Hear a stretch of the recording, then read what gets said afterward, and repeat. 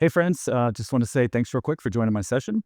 So let's dive in. I want to start with a just kind of a general question, right? Like, how do you think that you are doing in your cloud security posture, right? Do you feel like you're ready for today's threats? I'll answer some of that for you. I would say that if you're using, like the native tools, I would say that you're probably not quite ready, for some of the advanced threats that are coming today. And we'll dive through some of, some of what we're seeing. I cover the entire U.S. for Fortinet here, and I get to talk to a lot of customers, right? So I see their pain points and get to discuss what's really going in the world. So we want to cover kind of what's working, maybe what's not working so well, and some of the areas where we're seeing people pick up a lot of growth. Right, switching on into first topics. I kind of feel silly saying this because I think that we know this very, in today's society, everything's changing fast, right?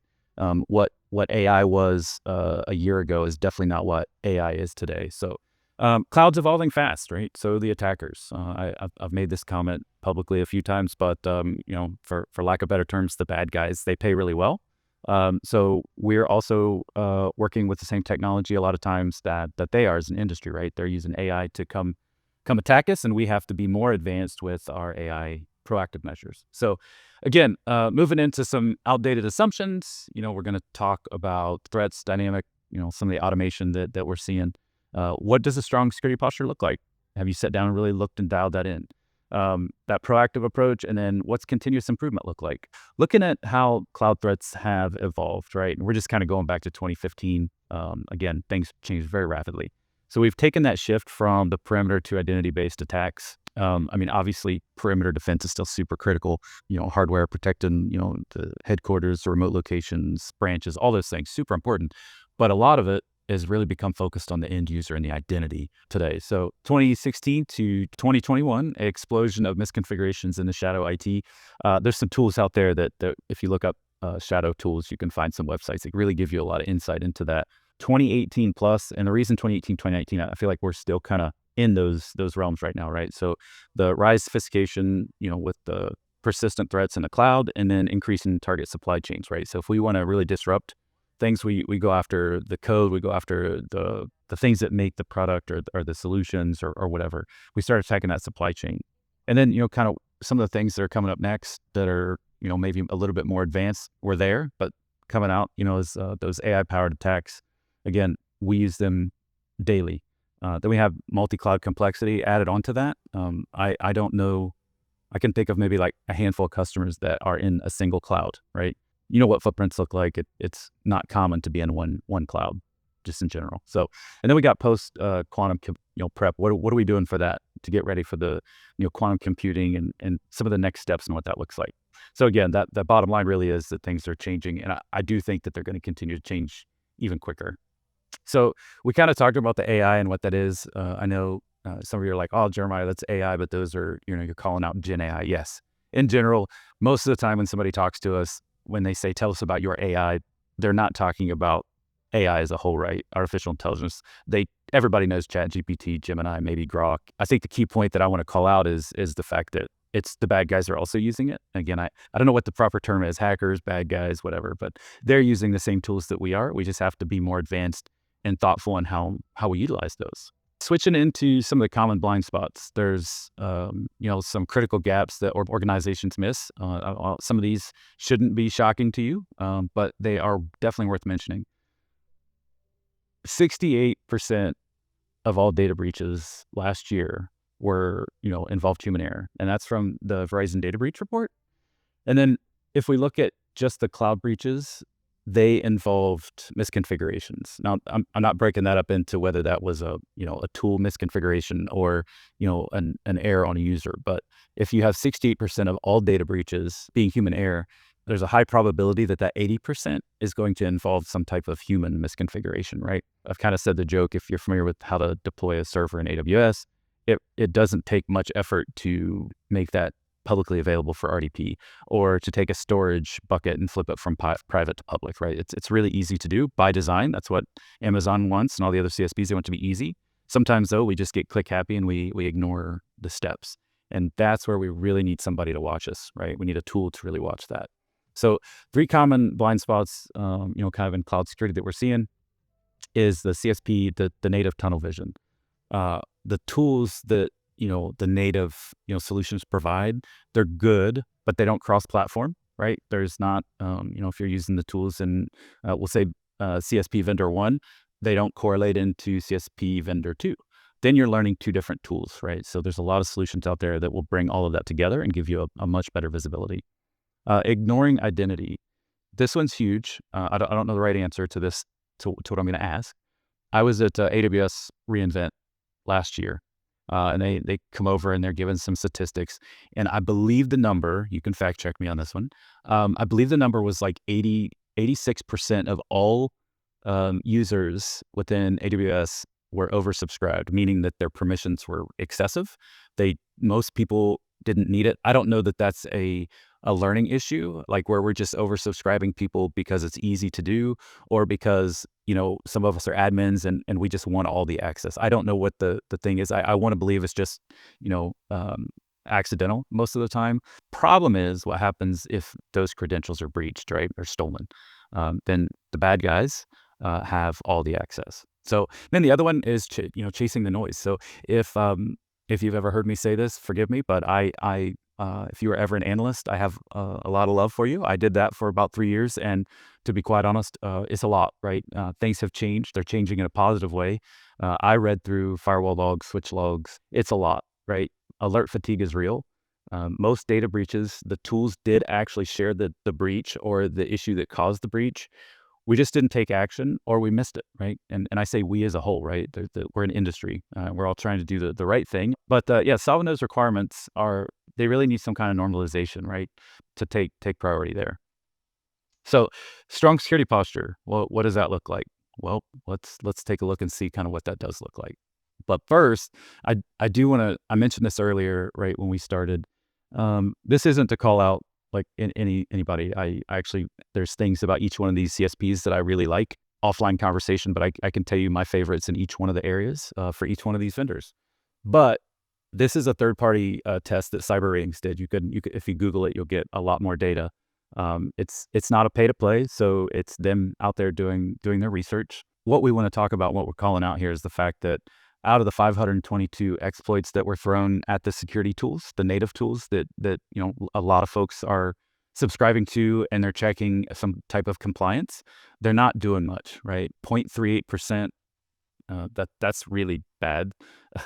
24% also not good, and 50% still failing by a lot, right? So we have to do better, right? And that's where vendors can help with those solutions. What does a strong security posture look like? A lot of times it seems a little overwhelming, right? We gotta do this, we gotta do that, we gotta keep this person happy, we gotta make sure that we're giving right access for development, we gotta make sure that this works and we're not disrupting business, right? Trust me, I get all the things that are out there, but we really need to have always on visibility. What that means to you is it may differ, but is 24/7 important to you? Maybe not. I would say cloud is always 24/7. Typically, I don't know very many people that shut services down. So always on visibility is important. Real time, priority. Anytime we talk about prioritization and automated responses, right? So if you and I are looking at logs, XYZ comes in, ABC comes in. We're like, both of those independently are fine, but if we run that through some type of AI or sometime machine learning, we find out that those two together that happen seconds apart are very bad. And while we may miss that, tools can pick that up. And then you take an automated response. What does that automated response look like? Depends on what you want it to do. Do you want to take the asset offline? Do you want to put a rule in to block it? Do you want to send a Teams message, a Slack message? Whatever that looks like. There's lots of tools that will make those alerts something actionable, right? And then real-time threat detection. I feel like that's been a thing that we've been saying for a long time, but with some of the tools, they are actionable on your part, but they don't do anything with that insight, right? They just tell you, and then it becomes your action, right? Open a ticket, create a rule, do something. And then moving down to identity and governance, these are the ones that are super important. They're the more boring ones, right? We got to make sure we're compliant, things like that. But they're super critical. These are the ones that can cost you a lot of money. These are the ones that put people, I hate to be dramatic, but you end up in court over, you get fired for. pointing at anybody. I'm just saying you can look at the news and see where that's happened, right? So those are very important. Contextual awareness. Well, what does the new law look like? What does it mean? And then control access across those clouds. Again, it's really a unified story to really match all the clouds that you're in, and even on-prem, right? I would argue that that's really, really important. So think of it kind of like security GPS, right? If I'm driving down the road and an alert pops up, there's a vulnerability with a traffic jam or possibly a police officer, highway patrolman, and Waze is like, hey, go this way. It's always adapting to my driving, and I think that I don't think I know that's what we need to do for cloud. So next, what's proactive? What do we do for the proactive approach on that? I had a really awesome call with a very large retailer, and it was similar to the AI comment I made earlier, tabletop exercises. And they said, well, Jeremiah, we can't take this offline. It makes too much money. I said, I completely agree with that. What do we do if it's breached? What do we do if we know it's breached and it's making you $1 million a day? What do you do, right? If we haven't tabletop that and discussed it, I'm confident. I know if I was the guy in charge of that, I would not take that asset offline.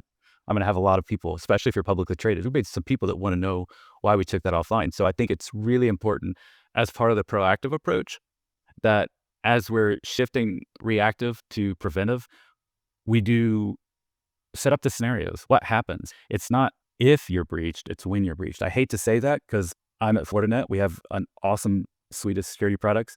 I have some vendor friends out there that do amazing stuff.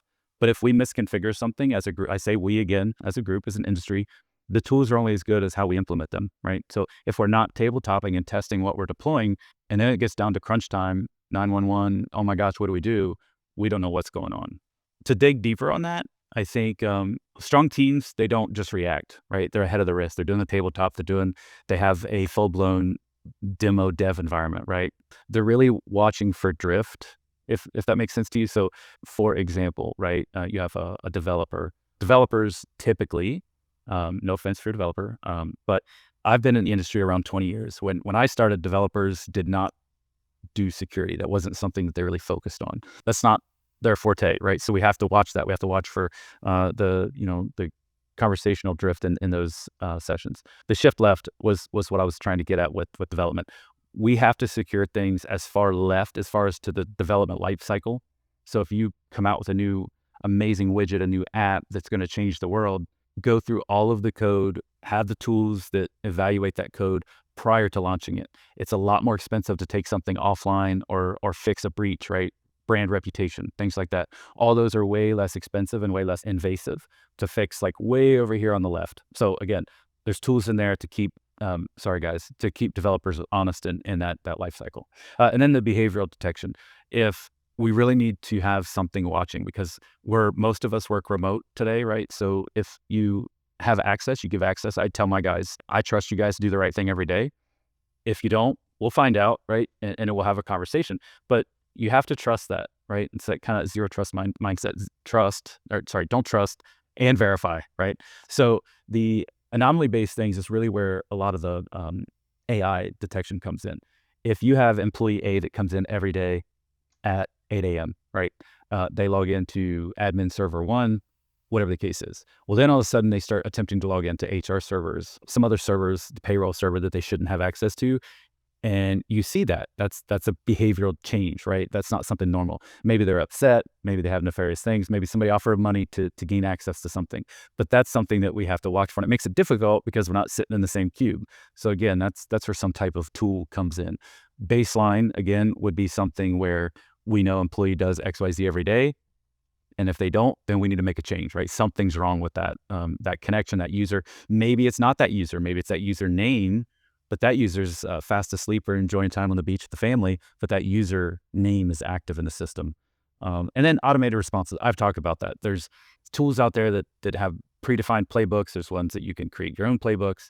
As much automation as you can take. Our industry right now has a weird micro macro thing going on with employment. We have a lot of people to fill jobs. Not a lot of qualified people is the problem. So we have people bouncing around. So the more automation we can do to take that workload off of somebody to not burn them out, I guess is really what I want to say. Like we need to help that. So building a smarter cloud, security, CNAP. I don't feel that in 2025 that we can argue that you don't need a CNAP tool. If you have a cloud presence in any cloud, I'm not concerned if it's 15 servers or 1,000 servers, you need a CNAT tool today. Like you just have to have somebody watching for those misconfigurations. You have to have somebody watching for those threats, the changes, that we all talked about. WAF and AppSec, those are something that we have to do, right? And again, I mentioned some type of SOAR, security orchestration tool. Some CNAP solutions will plug into your firewall, your WAF, and it will make changes. Again, you got to trust it, and we got to learn what that trust looks like. But we can take assets offline. That's an industry thing now. You block an IP, things like that. That's a conversation. That's where that tabletop exercise comes in. We have to do that. WAF and AppSec should not be something that you rely on a native tool for. That should be definitely a third party that has a ton of threat feeds that they can utilize, things coming in, things like that. I think I talked enough about, IAM stuff, but your cloud bouncer, if you will, like we got to watch for those IDs. We got to watch for the permissions. We don't want to oversubscribe things, because if the inevitable happens, they get the right user, could be very detrimental for the cloud environment and for potentially the company, right? Automation, detect, if we know it's a threat, we know it's an issue, fix what we can without having to put it on somebody's to-do list, right? Just knock it out, get it done. What are 5 things that we've seen that work? Map out what you have. I can't tell you how many calls I get on with companies that are very, very large, some small, and they just really, they'll spend stuff up and it was a test and it has real data on it and they forgot it.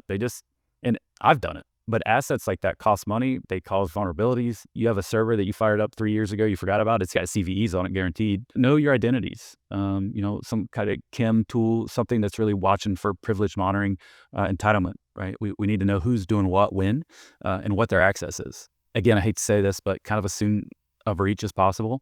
That's where real-time technology and anything that's doing real-time scanning, right? We don't want to scan and look at logs 3 days later, because especially in cloud, it's very rapidly changing. People are in and out very quickly. So automated scale, misconfigurations are huge. 80% of all data breaches were because of a misconfiguration. And policy enforcement, what's the policy look like? Who set that? If marketing says I need a server spun up or a storage thing, what's the policy look like to do that? And then prioritize by risk. Noise burns everybody out. We don't want to just worry about CVEs, right? CVEs or known vulnerabilities. Some of those might be, maybe we can accept that risk because we got a firewall in front of it and focus on something that's really taking precedence. We want to eliminate as much of that as possible. Find the thoughts. So a few things. So can your team act fast when it matters? Your question to answer, but think about that. Are you building a posture that is checking a box for compliance only, or are we building a posture that is reactive, that can scale? I was actually in the great state of Washington. I was in a Seattle event here a couple weeks ago, and we talked about tech debt. It's the debt that we accept every day for known issues, whether it's aging software, firewalls that are out of support, new technology that we know we need to deploy. What's 2025 and ahead? What's your roadmap look like? Are we talking about it? Because again, quantum computing is real. AI threats are very, very real. Hacking as a service is real. So what's the roadmap look like for you? Schedule time. How about that? Schedule time to talk about what that looks like. Test your speed of response. If we find a critical vulnerability, how quick can we respond? Build the roadmap. And then as you're building the roadmap, make sure that you have a resilient design. The CSPs, Google, Amazon, Oracle, Azure, that's the whole goal behind having stuff in the cloud is resilience, right? We just have to put the security with it and make sure that that's super important. And for that, that's me. If you're interested in learning more, connecting, let me know. Find me on LinkedIn. Again, happy to talk about it. We have a session, where we talk about this stuff publicly, monthly, quarterly. If you'd like to learn how, what we're seeing in the industry, please let me know. Again, happy to help. And thanks so much for your time and spending it with me.